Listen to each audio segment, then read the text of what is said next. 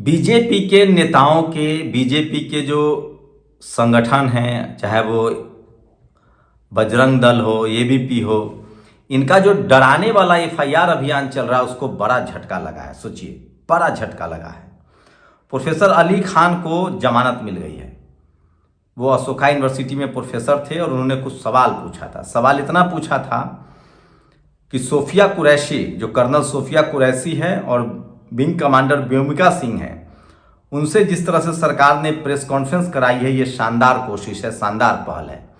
लेकिन ये चीज़ सिर्फ सेना के प्रेस कॉन्फ्रेंस में नहीं, देश में भी इसी तरह के भाईचारा होनी चाहिए।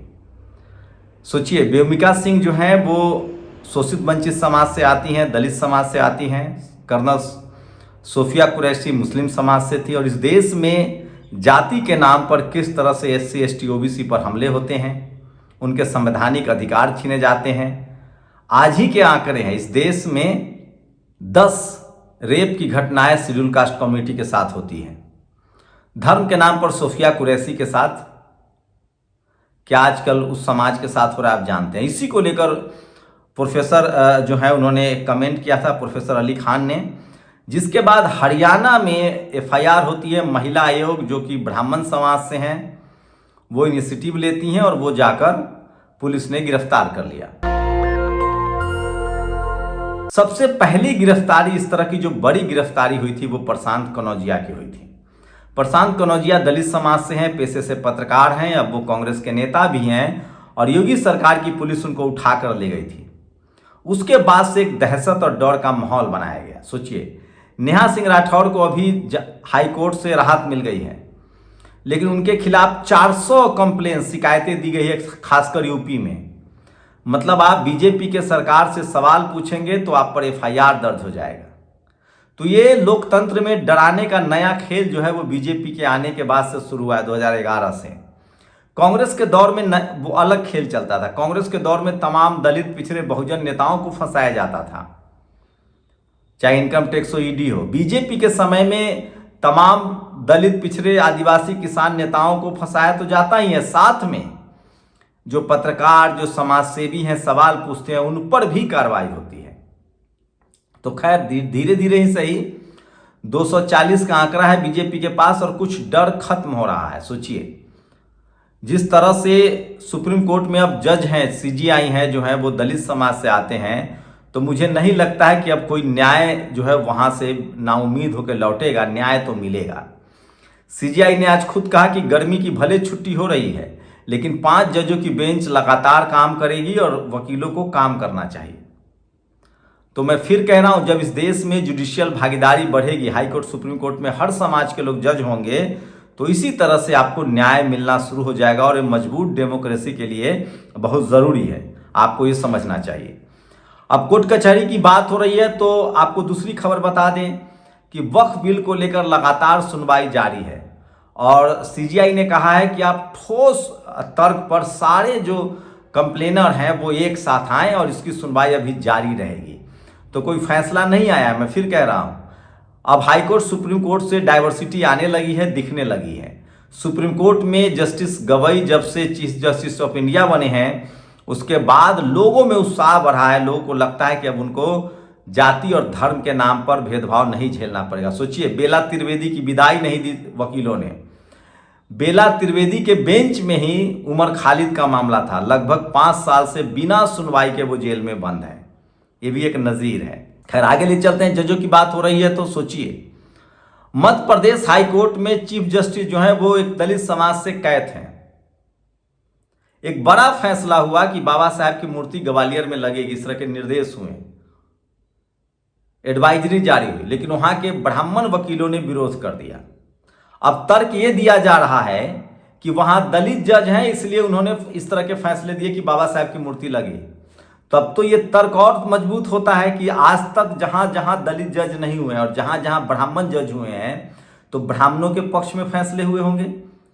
जब एक सुप्रीम कोर्ट के चीफ जस्टिस ऑफ इंडिया, ये दूसरे सुप्रीम कोर्ट में चीफ जस्टिस ऑफ इंडिया जो दलित समाज से हैं, अभी मध्य प्रदेश हाई कोर्ट में एक दलित समाज के जज हो गए, तो कहा जा रहा है कि चूंकि दलित समाज के जज हैं इसलिए मूर्ति लगाने की बात कही गई है।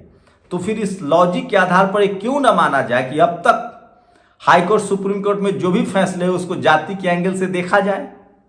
अभी भी 1 दर्जन हाईकोर्ट में दलित, पिछड़े, आदिवासी, किसान, अल्पसंख्यक जज नहीं है। सबसे ज्यादा मद्रास हाईकोर्ट में SC ST OBC के जज हैं। तो पिछले 75 साल में अभी भी कितनी भागीदारी है SC ST OBC की।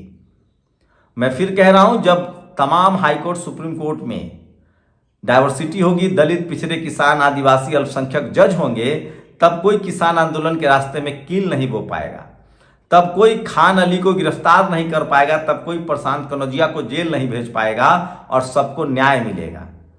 तब जरूर किसी नेहा राठौर को 400 एप्लीकेशन के बाद भी उनको राहत मिलेगी, क्योंकि वो राजनीतिक सवाल पूछ रहे हैं। तो सोचिए, लगातार मध्य प्रदेश में भीम आर्मी ने भी ऐलान किया है कि वो मूर्ति के लिए आंदोलन चलाएंगे। तमाम बहुजन समाज के वकील वहां एकजुट हो रहे हैं। सिर्फ ब्राह्मण समाज के जो वकील हैं, जो बार एसोसिएशन के भी अध्यक्ष हैं, वो इस मूर्ति के लगाने के खिलाफ है। सोचिए, बाबा साहेब की मूर्ति के खिलाफ है। अब तर्क दे रहे हैं कि भगवान राम की मूर्ति लगनी चाहिए। सवाल है कि भगवान राम आस्था के प्रतीक है। आप जमीन खरीदिए, मंदिर बनाइए, भगवान राम की मूर्ति लगाइए, पूजा कीजिए, कोई विरोध नहीं है। सवाल है कि जो काम संविधान से चलता है, कोर्ट कचहरी तो आस्था से चलता नहीं है, कोर्ट कचहरी तो संविधान से चलता है। संविधान बाबा साहब ने लिखा है, देश के पहले कानून मंत्री हैं, सुप्रीम कोर्ट में उनकी मूर्ति लगी हुई है, तो हर हाई कोर्ट में लगनी चाहिए। इसमें क्या अपराध है? मनु स्मृति जब देश में था तो मनु की मूर्ति लगी हुई है, वो भी आज तक मूर्ति नहीं हटी है। तो आप लोग बताइए कि क्या बाबा साहब की मूर्ति नहीं लगनी चाहिए हाई कोर्टों में? तो बाबा साहब की मूर्ति कहां लगेगी? बाबा साहब तो संविधान के प्रतीक हैं, कानून के प्रतीक हैं, कानून मंत्री के प्रतीक हैं। भगवान राम की मंदिर आपको जहां मन हो आस्था के नाम पर लगाइए, आप अपना मंदिर बनाइए, लगाइए। और ये तर्क एक दलित चीफ जस्टिस हैं, इसलिए फैसला हो रहा है। तो फिर सारे फैसलों पर सवाल उठें, क्योंकि सारे 90%, आज भी 99% जज जो हैं वो गैर सवर्ण हैं। ये बड़ा सवाल है। दूसरा बड़ा, आज एक और बड़ी खबर है। सोचिए, बोध गया का मामला 12 साल से सुप्रीम कोर्ट में फंसा हुआ है। अब जाकर कहा जा रहा है कि 29 मई को यह बड़ा फैसला आ सकता है। बोध गया में पिछले 34-35 साल से आंदोलन चल रहा है कि जो बोध गया है वो आस्था का विषय है। जब हिंदू मंदिरों में ब्राह्मण समाज पुजारी होते हैं, ट्रस्टी होते हैं, गुरुद्वारे में सिख होते हैं, मस्जिद में मुस्लिम होते हैं, चर्च में पादरी होते हैं, क्रिश्चियंस होते हैं, तो बुद्ध विहार में गैर सवर्ण हिंदू क्यों है? सिर्फ सवर्ण हिंदू क्यों है? गैर सवर्ण भी नहीं है, सिर्फ सवर्ण हिंदू क्यों है? यह सबसे बड़ा सवाल है। उसी को लेकर 29 मई को सुनवाई है। वैसे आंदोलन अभी भी लगातार वहां जारी है। इसलिए मैं कह रहा हूं कि सोशल मीडिया ही सच्चा मीडिया है, सोशल मीडिया ही बहुजन मीडिया। और सोचिए, अर्नब गोस्वामी, ये तस्वीर है अर्नब गोस्वामी और अमित मालवीय की। अर्नब गोस्वामी ने, ये लोग, मैं बार बार कह रहा हूं, ये सिर्फ आपने ऑपरेशन सिंदूर के दौरान देखा कि किस तरह से इस देश के टीवी चैनल, अखबार झूठ बोलते हैं। ये लोग सेना पर भी भरोसा नहीं करते हैं, सेना का भी इंतजार नहीं करते। जब युद्ध के समय इन्होंने इतना झूठ बोला तो दलित, पिछड़े, किसान, आदिवासी, अल्पसंख्यकों के खिलाफ कितना झूठ बोला होगा। अब खबर, पिछले 10 साल से ये मीडिया 12 साल से कांग्रेस के भी खिलाफ है। सोचिए, जो मीडिया 60 साल से राज करने वाली कांग्रेस के खिलाफ है, वो बहुजन दलों के कितना खिलाफ होगा। मायावती जी को कैसे बदनाम किया गया, लालू यादव, नीतीश कुमार आज बीजेपी से हट जाए तो बदनामी शुरू। तो सोचिए, जो दलित, पिछड़े, अखिलेश यादव, मुलायम सिंह यादव, मायावती, मान्यवर कांसी राम साहब, तमाम बहुजन दलों के खिलाफ है मीडिया है। और 12 साल से तो अभी कांग्रेस के भी खिलाफ है और ममता के भी खिलाफ। मतलब आजकल तो वो सब उन तमाम दलों के खिलाफ है जो बीजेपी के साथ नहीं है। तो उम्मीद कीजिए कि बहुजन दलों के कितना खिलाफ रहा होगा। लेकिन ये सबसे बड़े झूठ हैं और सोशल मीडिया ने इनको बेनकाब कर दिया। हम लोग लगातार इसलिए खबर चला रहे हैं, सोशल मीडिया पर आए, बहुजन मीडिया का नाम दिया, क्योंकि वहां हमारे लोग भी नहीं है और हमारे पक्ष में भी नहीं है। न हमारे खबरों के से उनको परवाह है, न हमारे सांस्कृतिक, राजनीतिक, सामाजिक। हाँ, बहुजन नेताओं को बदनाम करना, बहुजनों को बदनाम करना, हमारे संवैधानिक अधिकारों को छीनना ही मीडिया का काम रहा है। लेकिन अब मीडिया पूरी तरह से बेनकाब हो गया। इसलिए मैं आप लोगों को कहता हूं कि एक तो टीवी, अखबार बिल्कुल मत देखिए, और सोशल मीडिया पर भी जो सवर्ण पत्रकार हैं उनको सिर्फ इसलिए मत देखिए कि वो प्रो कांग्रेसी हैं, प्रो मुस्लिम हैं। उनको देखिए कि वो सामाजिक न्याय पर क्या बात कर रहे हैं। क्योंकि इस देश में आप SC ST OBC हैं, किसान, अल्पसंख्यक है, तो आपके संवैधानिक अधिकार कितना सुरक्षित है ये जरूरी है। 90% मुस्लिम भी OBC में आते हैं।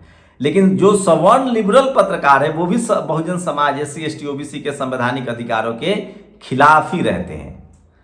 तो अब जाकर ऊंट पहाड़ के नीचे आया। अर्नब गोस्वामी ने एक बड़ा पाप किया।